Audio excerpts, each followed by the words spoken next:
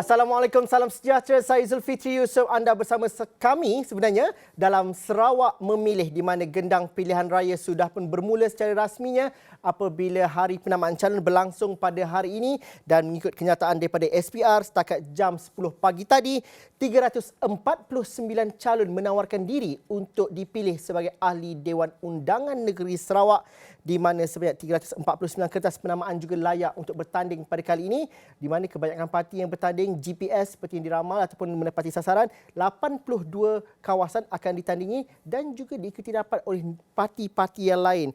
Parti Bumi Kenyalang PBK 73, Parti Sarawak Bersatu 70 dan lain-lain. Dan perincian daripada segi fakta nombor, saya akan bersama dengan Fauzi Zain. Fauzi, apa dia data-data, fakta-fakta nombor yang menarik berkaitan dengan PRN Sarawak pada kali ini? Bentangkanlah dan cantikkanlah presentation tu. Okey, baik, terima kasih Zul, dan sudah pasti sebenarnya banyak informasi juga data-data yang kami kumpul, tetapi untuk 4 minit ataupun 5 minit yang ini saya ingin bawakan kepada anda sedikit data-data ataupun yang berkaitan, khususnya yang pertama kita melihat kepada pertandingan mengikut penjuru di PRN 12 Sarawak. Yang paling sedikit iaitu menyaksikan 2 penjuru menyaksikan 4 dun akan pertembungan 1 lawan 1, kemudian 3 penjuru 13 dun, 4 penjuru 33 dun, 5 penjuru 24 dun, 6 penjuru 7 dun, dan yang paling banyak pertandingan daripada segi penjurunya adalah 8 penjuru 1 dun. Kemudian ini adalah dapatan yang kami kumpul sebentar tadi melihat kepada parti-parti politik yang meletakkan pertaruhan calon-calon mereka di atas tiket-tiket parti politik yang disahkan penerimaan bagi penamaan calon pada hari ini. Sudah tentu paling banyak angkanya kita melihat kepada GPS. GPS menawarkan calon-calon di kesemua kerusi Dewan Undangan Negeri yang dipertandingkan di PRN ke-12 Sarawak. Kemudian yang kedua terbanyak melihat kepada Parti Bumi Kenyalang 73 kerusi, PSB Parti Sarawak Bersatu 70, PKR 28, DAP 26 kerusi. Kemudian kita juga melihat kepada Parti Aspirasi Rakyat Sarawak, Aspirasi 15, PBDSB 11, Amanah 8, Sedar 5, PAS 1, dan pada PRN ke-12 Sarawak ini bebas 30 calon-calon yang bertanding atas tiket bebas adalah 30 orang. Kemudian saya bawakan kepada anda, kita melihat kepada data yang berikutnya. Ini adalah kami kumpul daripada 82 buah kerusi di PRN ke-12 Sarawak ini, antaranya yang menjadi tumpuan ataupun kerusi panas pada PRN pada kali ini. Kita melihat kepada N03 Tanjung Batu menyaksikan pertandingan 4 penjuru, iaitu di antara Azizul Anwar Adnan. GPS akan bertanding ataupun bertembung dengan Parti Bumi Kenyalang yang menampilkan ataupun mempertaruhkan Gom Pijar, kemudian Jerin Fauzi bagi Parti Sarawak Bersatu, dan seorang lagi wakil bebas iaitu Abdul Talib Ba'i.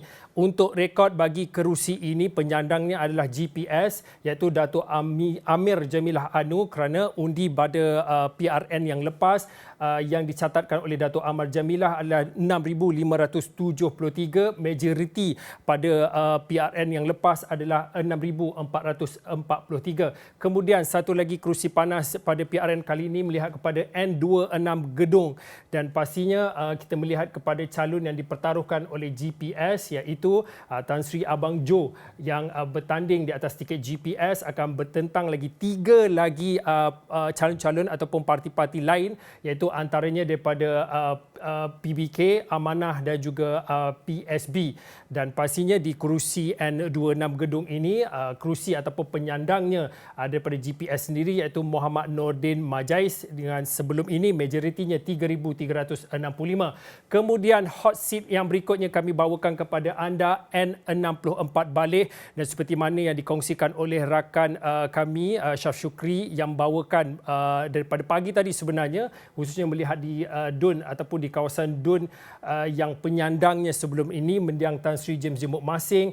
Ini adalah menyaksikan 4 penjuru pertandingan untuk merebut kepercayaan khususnya di Dun N4 Baleh. Kemudian saya tunjukkan kepada anda Satu lagi yang kami bawakan N81 Bak Kelalan. Bak Kelalan menyaksikan beberapa pertandingan iaitu 1, 2, 3, 4, 5 kerusi, 5 penjuru untuk merebut kerusi di N81 kerana sebelum ini baru Bian yang pada sebelum ini pada PRN yang lepas bertanding di kerusi ini menggunakan tiket PKR, tetapi perubahan dinamika politik berlaku sejak beberapa tahun kebelakang ini. Pada PRN ke-12 Dun Sarawak, beliau akan bertanding di atas tiket Parti Sarawak Bersatu. Baik. Kemudian satu lagi hot seat ataupun kerusi panas ataupun tumpuan melihat kepada N82 Bukit Sari. Yang anda saksikan Bukit Sari yang kami highlight ataupun kami bulatkan itu adalah kedudukan di atas peta bagi N82 Bukit Sari. Ini menyaksikan 3 penjuru pertandingan ataupun daripada sisi persaingan di PRN ke-12 ini menyaksikan penyandangnya Dato' Amar Awang Tengah yang sebelum ini pada PRN sebelum ini menang tanpa bertanding, sekali lagi mempertaruhkan untuk kerusi yang sama untuk PRN ke-12. Baik, berikutnya saya nak bawakan kepada anda sebenarnya banyak lagi data-data dan juga perkara-perkara yang boleh kami kumpulkan dan kami present seperti kata Zul khas untuk tatapan dan juga bacaan anda. Tetapi untuk waktu ini, kalau boleh saya nak terus bersama dengan Hasimi Muhammad kerana Hasimi Muhammad daripada awal pagi tadi membawakan khususnya melihat kepada pertandingan beberapa penjuru khususnya di gedung N26 yang mana Ketua Menteri Sarawak yang juga pengerusi GPS Tan Sri Abang Johari bertanding di kerusi itu, dan Hasimi katanya berkesempatan membuat satu eksklusif temu bual bersama dengan Tan Sri Abang Johari. Apa kata kita terus bersama dengan Hasimi Muhammad? Baik, terima kasih rakan tugas di studio Gelanggang. PRN 12 secara rasmi telah pun dibuka hari ini. Sebaik saja proses penamaan calon selesai hari ini. Dan GPS telah mengesahkan menetapkan 82 calon untuk bertanding pada PRN 12 Sarawak. Dan secara eksklusif bersama Esro Awani ketika ini, Ketua Menteri Sarawak yang juga calon N26 Gedung Tan Sri Abang Johari. Terima kasih Tan Sri kerana bersama dengan Esro Awani. Ya, terima kasih banyaklah. Tan Sri, kita melihat kepada manifesto yang dijangka akan diumumkan pada 8 Disember, apa yang mungkin akan ditawarkan kepada rakyat Sarawak? Ya, kita memang sudah ada merancang untuk mengimbangi pembangunan yang ada di bandar dengan yang di luar bandar. Maka tiap-tiap bajet kita memberi peruntukan yang besar kepada pembangunan luar bandar. Kalau bajet Sarawak 30% untuk operasi dan 70% untuk pembangunan. Selain daripada 70% itu, lebih kurang dekat 80% diberikan untuk luar bandar. Kerana kita di luar bandar ini berkendaki basic infrastructure lah. Bekalan air, bekalan elektrik, jalan raya dan kemudahan-kemudahan yang lain. Dia kosnya begitu tinggi kerana keluasan keadaan Sarawak. Jadi dalam perancangan kita, kita membangun coastal road dan jalan pesisir ini akan membuka kawasan-kawasan baru. Dan juga akan kita connect, sambung dengan jalan-jalan feeder road. Umpamanya macam di Gedung, kita akan bangunkan jalan yang menuju ke Samarahan dan juga melimpasi Semunjan. Dan ini menjadi satu pendekatan integrated.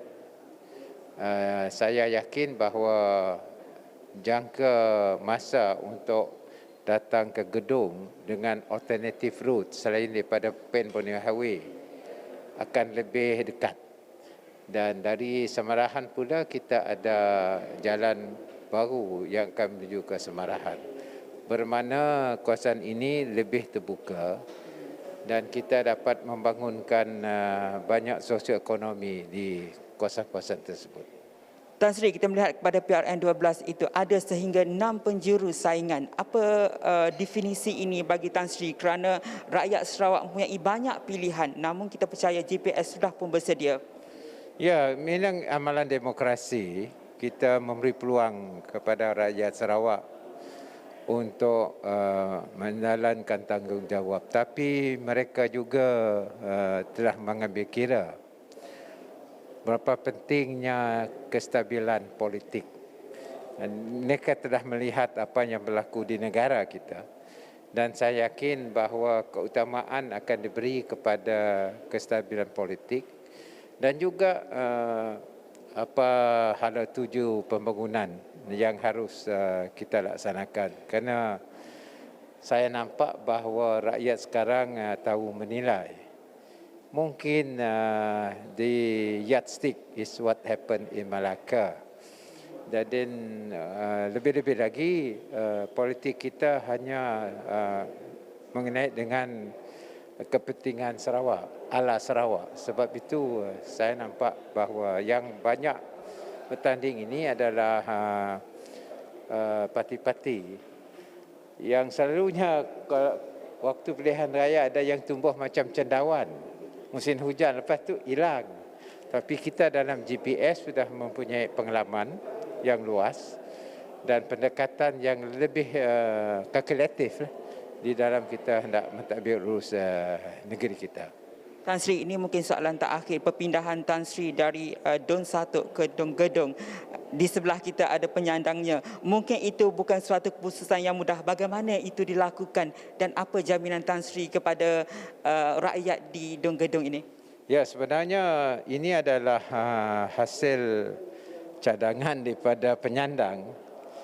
Kerana dia tahu bahawa program pembangunan kita mirip kepada luar bandar. Seperti mana saya kata tadi, kita membangunkan jalan pesisir.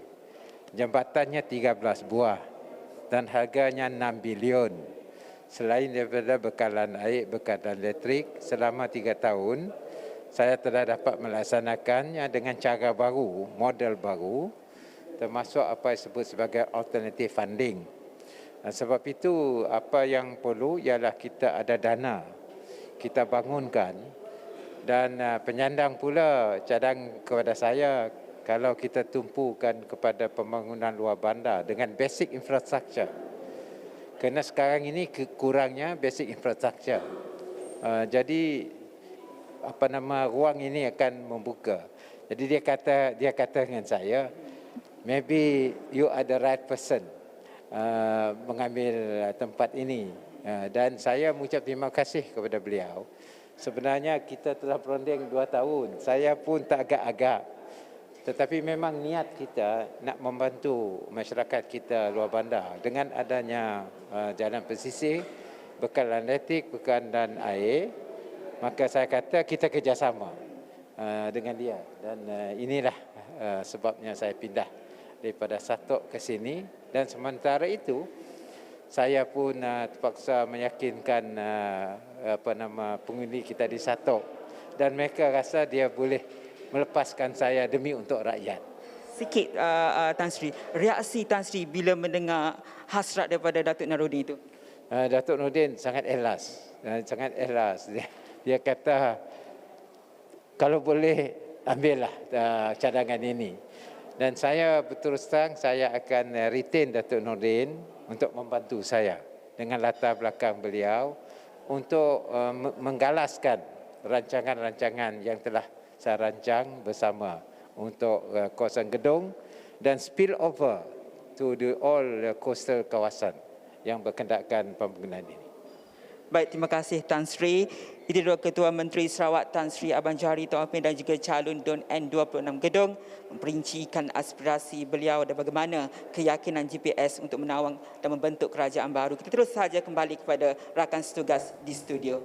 Okey, terima kasih kepada Hasimi yang membawakan sedikit tadi interview ataupun temu bual khas eksklusif bersama dengan Tan Sri Abang Johari. Tan Sri Abang Johari adalah salah seorang calon yang akan bertanding di khususnya di Dun Gedong dan pastinya seperti yang dikatakan oleh Tan Sri Abang Johari sebentar tadi akan ada ataupun sehari 2 hari ini akan dipersembahkan ataupun dinyatakan kepada umum apa manifesto ataupun iltizam bagi GPS yang bertanding di kesemua 82 Dun PR. PRN ke-12. Baik, saya nak kembali balik ruang ini kepada Zulfitri untuk diskusi yang selanjutnya. Betul, terima kasih Fauzi atas perkongsian data dan juga terima kasih kepada Hasimi yang bercerita langsung tadi bersama dengan Ketua Menteri Sarawak. Tetapi selepas ini, apakah maknanya dan juga bagaimana perjalanan kempen pilihan raya negeri Sarawak?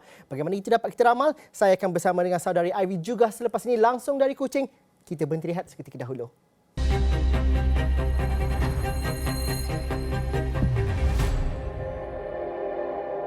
Gelanggang pilihan raya negeri Sarawak sudah pun bermula secara rasminya. Saya ingin bersama terus langsung ke Kuching bersama dengan Ivy juga merupakan pensyarah Fakulti Sains Pentadbiran dan juga Pengajian Polisi UiTM Sarawak. Ivy, kalau dilihat kepada pertentangan politik pada kali ini, GPS itu bertanding di 82 buah kerusi. Namun kewujudan parti baru ataupun parti-parti yang tidak kurang memberikan saingan seperti Parti Bumi Kenyalang 73 kerusi bertanding. Parti Sarawak Bersatu PSB 70 kerusi. Kalau dilihat kepada gabungan dalam Pakatan Harapan itu, PKR di 28 kerusi, DAP ada 26 kerusi, selain Amanah juga menempatkan 8 calon di situ. Mungkin kita dapat fahami angka-angka ini, Ivy. Sejauh manakah dominasi GPS itu cuba untuk dikurangkan dan juga bagaimana kita melihat kepada potensi itu utamanya di kalangan Parti Bumi Kenyalang dan juga Parti Bersatu Sarawak ini? Okey.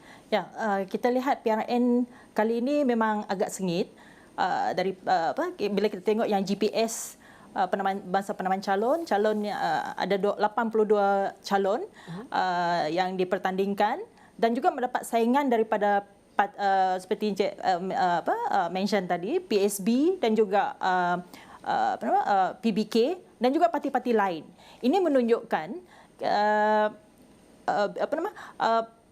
PRN kali ini memang akan memberi saingan yang agak sengit di kalangan parti-parti yang bertanding. Walaupun kita lihat GPS mengemukakan 24 calon baru, muka baru, dalam masa yang sama, walaupun diorang ni kira baru, tapi diorang agak berpengalaman dalam bidang politik. Bila kita tengok parti lain, contoh parti PSB, calon-calon yang dipertandingkan dari segi diorang punya background, diorang agak very professional. Begitu juga dengan parti-parti lain yang bertanding. Ini menunjukkan memang PRN kali ini memang saya rasa memang amat sengit sekali. Ivy, kalau kita sering mendengar analisis politik apabila parti baru ataupun parti yang tidak dominasi ataupun bergabung bersama dengan perikatan ataupun gabungan parti yang dominan di peringkat nasional sukar untuk mengumpulkan calon-calon yang sebegini. Apabila PSB dan juga PBK menampilkan bertanding lebih daripada 70 kawasan, apakah maksudnya ini? Siapakah mereka dan bagaimana mereka dapat mencuri undi ataupun mungkin risiko hilang wang pertaruhan itu besar? Bagaimana kita dapat fahami apa sebenarnya berlaku dalam konteks politik Sarawak sebenarnya? Okey. Mungkin kita lihat kali ini saingan daripada parti PSB dan juga PBK. Mungkin mereka ingin memberi saingan ataupun kira test market untuk bertanding pada PRN kali ini dengan memberi ataupun mencalonkan begitu ramai calon-calon yang saya sendiri pun agak terkejut dengan terutamanya dari parti PBK. Sebelum ni memang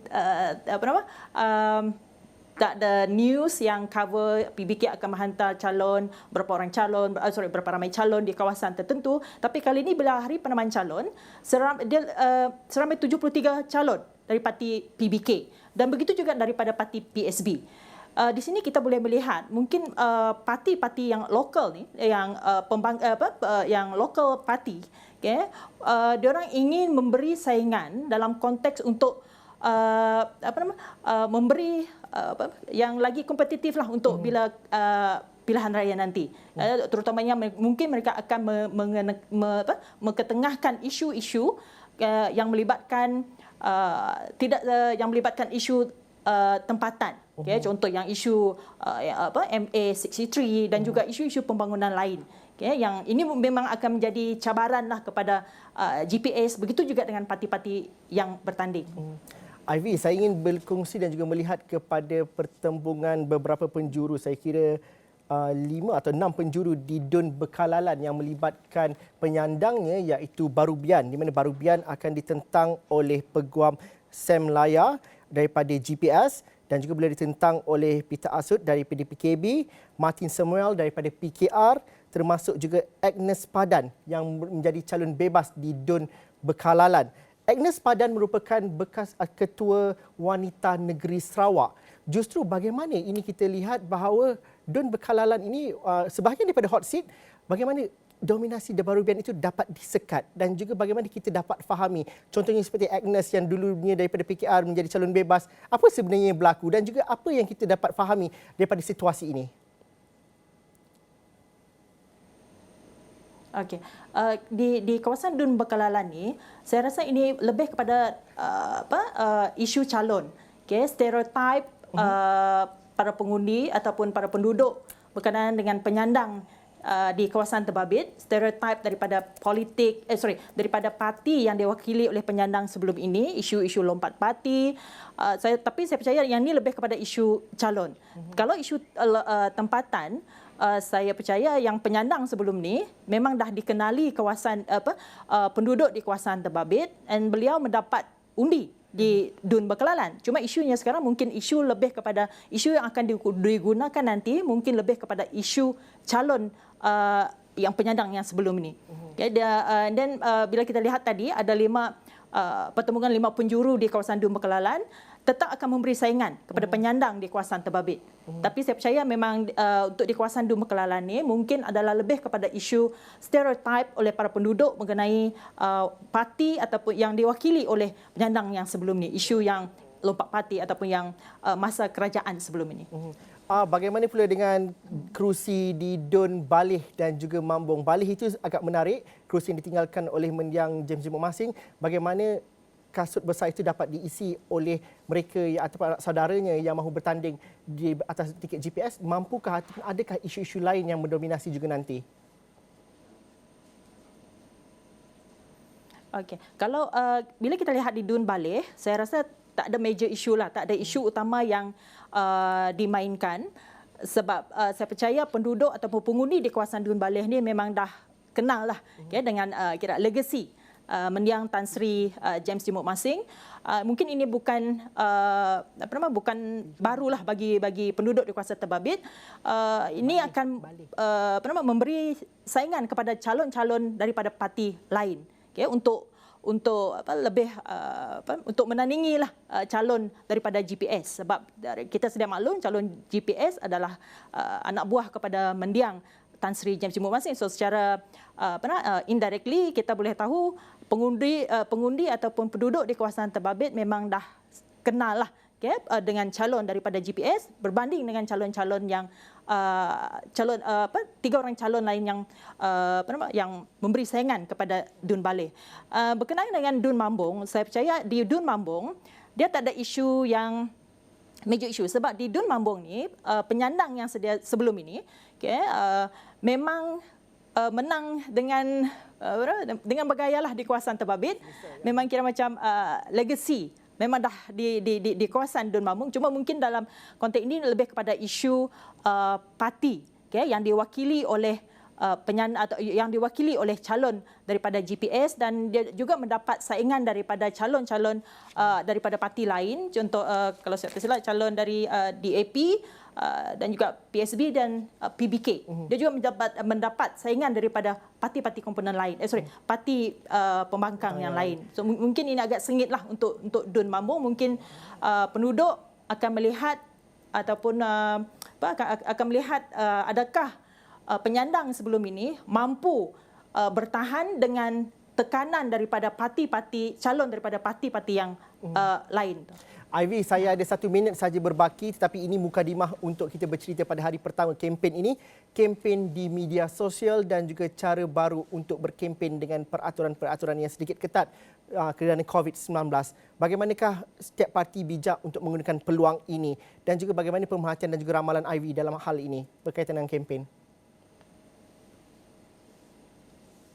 Okey, berkaitan dengan kempen, dengan penggunaan media sosial ataupun new strategi lah dalam berkempen, ini mungkin memberi kemenangan kepada calon-calon yang bertanding di kawasan bandar. Manakala untuk di luar bandar, mungkin ini isu utama untuk menggunakan kaedah yang baru, new strategi, tapi mungkin mereka boleh masih meneruskan strategi traditional campaign sebelum ini walaupun dengan SOP yang ketat. Saya percaya secara tidak langsung maklumat ataupun manifesto yang nak disampaikan kepada penduduk tempatan tetap dapat sampailah kepada penduduk pengundi. Dan bila kita lihat dalam new strategi berkempen terutamanya di bandar, ini memang satu kelebihan untuk calon-calon yang bertanding di kawasan bandar ataupun yang kawasan yang mendapat capaian internet yang bagus. Okay, sebab saya percaya semua kita ada smartphone. Okay, bila ada smartphone, memang pasti ada media sosial, satu aplikasi, sekurang-kurangnya satu aplikasi media sosial, dan melalui media sosial ni perkongsian maklumat yang berkenaan dengan manifesto, berkenaan dengan calon, berkenaan dengan parti memang akan memberi kesan kepada pengundi terutamanya dari segi kemudahan untuk mendapatkan maklumat berkenaan dengan parti-parti ataupun calon yang bertanding. Sebab kita percaya maklumat di hujung jari dengan smartphone. Itu memang kelebihan kepada yang berkempen menggunakan new media strategi. Ivy, saya janji nanti ada masa kita akan berbual lagi kerana petang ini cukup terbatas sekali masa kita. Tetapi ini baru hari pertama kempen pilihan raya negeri di Sarawak. Banyak yang perlu dianalisiskan dan juga banyak yang penonton di Semenanjung khususnya perlu faham mengenai politik Sarawak juga. Terima kasih Ivy juga merupakan pensyarah Fakulti Sains Pentadbiran dan Pengajian Polisi UiTM Sarawak. Banyak perincian kami letakkan di astroawani.com dan juga laporan langsung dan juga laporan secara komprehensif akan kami bawakan dari masa ke semasa berkaitan dengan Sarawak memilih. Sekian saja petang ini. Assalamualaikum dan salam sejahtera. Kita jumpa lagi.